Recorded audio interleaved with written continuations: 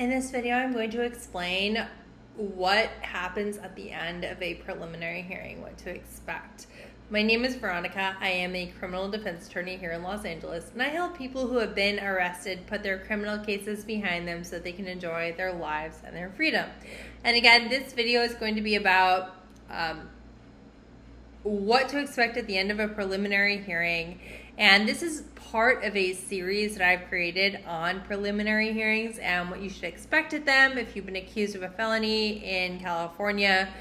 Specifically, Los Angeles is where I practice, and what would be advantageous for your attorney to do. So we're going to be talking about what happens at the end of a preliminary hearing, and here is the biggest thing.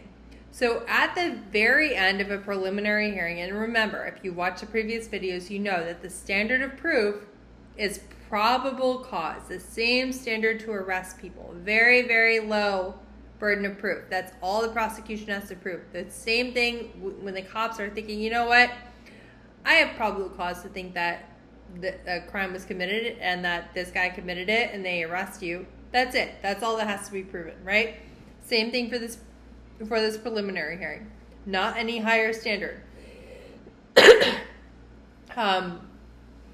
So at the very end of the hearing, what every single defense attorney will do, or at least should do, is say, Your Honor, I move to dismiss based on the insufficiency of the evidence. And then sometimes the judge will let the defense attorney argue, let the DA argue, sometimes not. What that means, though, like sometimes the defense attorney will not present an argument. We'll just say, I submit. It depends on the case. But when we're saying, I move to dismiss based on insufficiency of the evidence, what the judge will almost always say after hearing our arguments or without our arguments is denied. And the judge will say that they find probable cause that the crime of whatever was committed and that you, the defendant, committed it.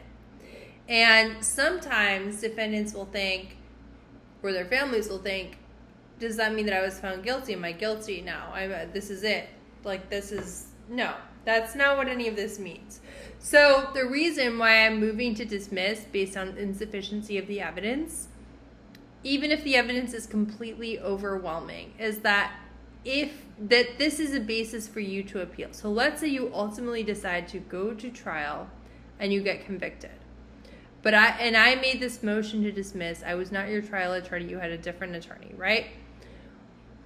What your appellate attorney can possibly do is go back and say, yeah, but when Veronica maybe there's nothing wrong with how the trial went, but when Veronica represented you and she said that I moved to dismiss based on the insufficiency of the evidence, when I look back and I look at the evidence and what it was, and if it was sufficient, I see that it wasn't, and then potentially get the entire case dismissed. Obviously, that is rare, but as defense attorneys, it is our duty to always request this to preserve your rights, right?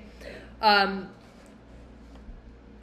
it doesn't mean anything bad if the judge decides, which they almost always do, that yes, there is sufficient probable cause to keep the case open. Like, yes, we're going to deny the motion to dismiss based on insufficiency of the evidence. And sometimes the defense will give an argument. Sometimes I do, sometimes I don't. It really depends on the case and what I have. I don't want to, if there are obvious weaknesses of the prosecution's case, I want to bring them up. But the thing is that whatever arguments that I make at this point in almost every case to dismiss are worth almost nothing. And same for the DA's arguments. It's basically, did somebody show up and say, like, yeah, the defendant did this? And they do for the preliminary hearing. So, like, losing this motion, having the judge saying denied, I find probable cause to believe that so-and-so committed this crime, and that, I find that the evidence was sufficient. Doesn't mean anything bad for the case at all. It just means that the case lives on. I hope this video is helpful. If you have any questions, feel free to leave a comment. or send me a message. And if you do have a criminal case in Los Angeles, feel free to book an appointment down below or give me a call.